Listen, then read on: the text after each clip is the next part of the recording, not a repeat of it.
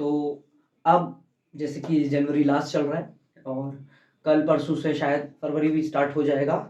जब तक मैं वीडियो डालूँगा तब तक आप लोगों के एग्ज़ाम नियर आ जाएँ। तो 10th और 12th के बोर्ड के लिए कुछ ज़रूरी टिप्स। क्वेश्चन आएगा आपकी बुक एनसीईआरटी से आएगा, तो प्लीज़ एनसीईआरटी पे ज़्यादा लुक ऑन गो थ्रू करें और एक बार साइटेशंस एग्ज़ाम्पल देख लें, मतलब एग्ज़ाम्पल को बिल्कुल अच्छी तरीके से देख लें जो भी आपको दिया है। पेपर आपको प्रॉपर 3 घंटे का दिया होगा, बट पेपर को आपको 2 आवर्स 45 मिनट के अंदर कंप्लीट करना है। सबसे पहले जब आपको पेपर दिया जाएगा तो कोशिश यही करें कि आप सेक्शन डी से पेपर को स्टार्ट करें। क्यों कह रहा हूं मैं सेक्शन डी से स्टार्ट करें? क्योंकि आपको जो पेपर दिया जाएगा तो आपको एक 15 मिनट्स रीडिंग टाइम देंगे और वो रीडिंग टाइम बड़ा नेसेसरी है कि आप सेक्शन डी को पूरी तरह प्लान कर लें। उस 15 मिनट्स के अंदर आपने क्वेश्चंस को ऑब्जर्व करना है। सिर्फ सेक्शन डी पढ़ें और क्वेश्चंस को ऑब्जर्व करें। 5-5 नंबर के क्वेश्चन है, वो आई थिंक मेरे हिसाब से 5 या 6 जितने का भी वो क्वेश्चन है, वो सबसे बड़ा सेक्शन होता है पेपर में। सेक्शन डी सबसे ज्यादा स्कोरिंग पार्ट भी उसी में होता है। तो 5 क्वेश्चन या 6 क्वेश्चन एक आध और अगर आप पुराने सैंपल पेपर कर रहे हैं तो आपको ये भी पता चल जाएगा कि किस चैप्टर से उन्होंने कहां पर क्वेश्चंस को सेट किया है, इस सेक्शन में किस किस चैप्टर का यूज किया है। तो उन क्वेश्चंस को अच्छे से प्लान कर ले। वो 15 मिनट्स आप आंसर अरेंज करने में लगाए और अपना पहला जो 1 आवर है कंप्लीट वो सेक्शन डी को ही दें। क्वेश्चन पेपर में याद रखें सेक्शन डी को ही दें। फिर सेकंड आवर जो सेकंड 1 आवर है, यानी कि जो सेकंड आवर आपका होगा, तो आप उसके अंदर बचे सेक्शन सी और हाफ भी निपटा लीजिए, आधा भी करने की कोशिश करिए। फिर उसके बाद ये तो 2 घंटे हो गए। जो आपका थर्ड आवर रहेगा, यानी कि जो आपके पास सिर्फ 45 मिनट्स होंगे, इसके अंदर कोशिश कीजिएगा कि आपका जो हाफ का बी है वो और सेक्शन ए वो भी हो जाए।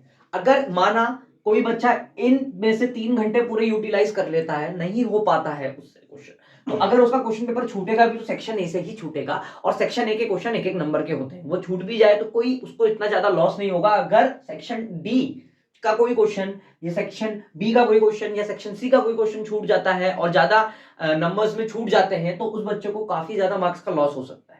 तो प्लीज ऐसी गलती ना करें। क्वेश्चन पेपर को हमेशा उल्टा करें। उल्टा करने से बहुत सारा बेनिफिट होता है। दूसरा, काम रहे, धीरे धीरे क्वेश्चंस को पढ़ें। क्वेश्चंस पूछ क्या रहा है वो पढ़ें, गिवन लिखें, ठीक है। आपको सॉल्व क्या करना है वो रखिए। फॉर्मूला जहां हो सकता है वहां लिखिए, जितना ज्यादा हो सकता है फॉर्मूला लिखिए, यूज करें। मतलब आप ये समझिए कि जैसे हम आपको पढ़ा रहे हैं वैसे ही आपको वहां उस एग्जामिनर को पढ़ाना है जो आपकी कॉपी चेक करेगा। मतलब उसे कॉपी के अंदर गो थ्रू करते ही समझ में आ जाए कि बच्चा कहना क्या चाह रहा है।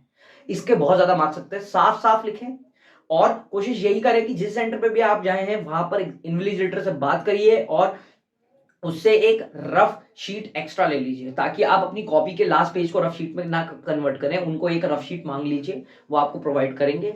धीरे धीरे क्वेश्चंस करें। आपने सब पढ़ा है, आपको सब आता है। अब टाइम है, सिर्फ इंपॉर्टेंट टॉपिक या स्कोरिंग टॉपिक्स के ऊपर निर्भर मत रहिए। स्कोरिंग टॉपिक्स का जो ब्लूप्रिंट होता है वो चेंज होता रहता है। कभी किसी क्वेश्चन पेपर में किसी टॉपिक से कम आता है, कभी किसी क्वेश्चन पेपर में किसी टॉपिक से ज्यादा आ जाता है। तो कोई गारंटी नहीं है कि जो ब्लूप्रिंट है उसके अकॉर्डिंग ही पेपर आए। हाँ, मैं ये कहूंगा कि पेपर आएगा अकॉर्डिंग ब्लूप्रिंट ही, पर कुछ नंबरों का हेर फेर होगा। यानी कि जो 10 मार्क्स का सेक्शन है मे बी वो 12-15 का आ जाए और जो 12-15 का सेक्शन है मे बी वो 8-10 का आए। तो कोई गारंटी नहीं है कि किस सेक्शन में कैसा आएगा। तो इस पर बड़ा ध्यान दें और क्वेश्चंस को रिलेटिवली 15 मिनट जो आपको दिए हैं, जिस सेक्शन को भी आप गो थ्रू कर रहे हैं उसे पूरा पढ़िए, क्योंकि 3 घंटे तक आपके पास पेपर है। पेपर पढ़ना आपने पूरे 3 घंटे ही है। 3 घंटे में तो वो 15 मिनट, ये मत सोचिए कि 15 मिनट हमें रीडिंग टाइम दिया है तो हम 15 मिनट रीडिंग टाइम का यूज करें और उससे हमारा काम हो जाएगा। नहीं, ऐसा कुछ नहीं है। 15 मिनट अपनी स्ट्रेटेजी के लिए दिए हैं वो आपको। 15 मिनट एक सेक्शन पकड़ो, उसके स्ट्रेटेजी बनाओ। प्लीज रीडिंग टाइम में वो बर्बाद ना करें क्वेश्चन पेपर पढ़ने के चक्कर में। दूसरा, एग्जामिनेशन हॉल जब भी जाएं तो आधा घंटा पहले चले जाएं। क्यों? क्योंकि अगर वो शीट की कोई एंट्री वगैरह अगर आपको दे दे पहले बैठने में तो आप उसे फेल कर पाए। मैं प्रॉपर आधा घंटा नहीं, अगर आप 15 मिनट पहले भी जाएंगे पेपर शुरू होने से पहले तो उस समय भी बेनिफिशियल है। आप 15 मिनट के अंदर अपनी एंट्रीज भर सकते हैं और अपनी एंट्रीज को 2-2 बार गो थ्रू करें। लास्ट में, अब माना आपका पेपर 2 आवर्स 45 मिनट्स में कंप्लीट हो गया, तो लास्ट के 15 मिनट्स अपनी मिस्टेक्स देखिए। जहां पर आपने यूनिट नहीं लिखे, यूनिट लिखे। यूनिट लिखने के भी मार्क्स होते हैं।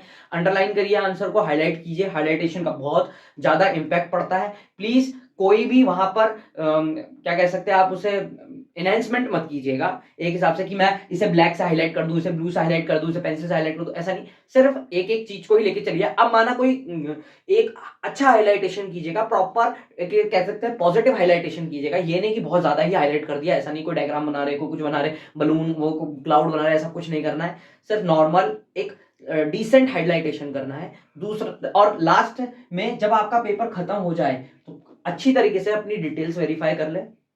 हर एक चीज को बड़े ध्यान से करिए, ठीक है। तो कोई जल्दीबाजी मत करिए। एग्जाम आने का बहुत अच्छा कह सकते हैं। गैप का तो मुझे नहीं पता कितना गैप होगा, अगर मे भी माना गैप होगा भी तो ज्यादा से ज्यादा 2 दिन 3 दिन का गैप होगा, जो भी होगा गैप। मैंने अभी डेट शीट गो थ्रू नहीं करी, तो मैं प्योर कहूंगा डेट शीट आ चुकी है, साइट्स पे अपलोड है, पर मैंने अभी तक देखी नहीं है डेट शीट। तो मैं जब तक मैं डेट शीट देखी नहीं है मैं नहीं कह सकता। पर हाँ, मैथ्स का क्वेश्चन और मैथ्स से रिलेटेड कोई भी डाउट है, रिवीजन से लेके कोई डाउट है, क्वेश्चंस पे लेके कोई डाउट है, ट्रिक्स पे लेके कोई डाउट है, आप हमारे चैनल में कमेंट कर सकते हैं। मैं आपको उसके ऊपर वीडियो बनाऊंगा, मैं उसको डिस्कस भी करूंगा। पहला दूसरा ये है कि कभी भी हो किसी भी चीज की शॉर्ट ट्रिक मत देखिए, क्योंकि वो एक एक्सप्लेनेड आंसर मांगते हैं। पूरा एक आंसर एक्सप्लेन होना चाहिए, आपको उन्हें समझाना है, तो वहां शॉर्टकट्स नहीं काम करते। तो प्लीज कोशिश ये करिए कि टॉपिक्स ज्यादा से ज्यादा पढ़ें, क्योंकि टॉपिक्स का बहुत ज्यादा फायदा होता है। और अभी समय जो है इसके लिए कोई दूसरी किताब ना लें, मेरी बात मानिए। किसी भी रिफ्रेशर के थ्रू मत जाइए, सिर्फ एनसीईआरटी करिए। जितने क्वेश्चन हो सकते हैं एनसीईआरटी करिए। 90 या 85% क्वेश्चन पूरा आपका एनसीईआरटी से ही आएगा, कुछ भी बाहर से नहीं आने वाला। सबसे बड़ा मिथ यह है कि लोग कहते हैं कि क्वेश्चन पेपर तो एनसीईआरटी से प्रिंट ही नहीं हुआ। क्वेश्चन पेपर पूरा एनसीईआरटी से प्रिंट होता है, अकॉर्डिंग बेस, उसी को बेस मान के क्वेश्चंस बनाए जाते हैं, कहीं बाहर से कोई क्वेश्चन प्रिंट नहीं होता, ठीक है। तो आपको आपके एग्जाम्स के लिए ऑल द बेस्ट।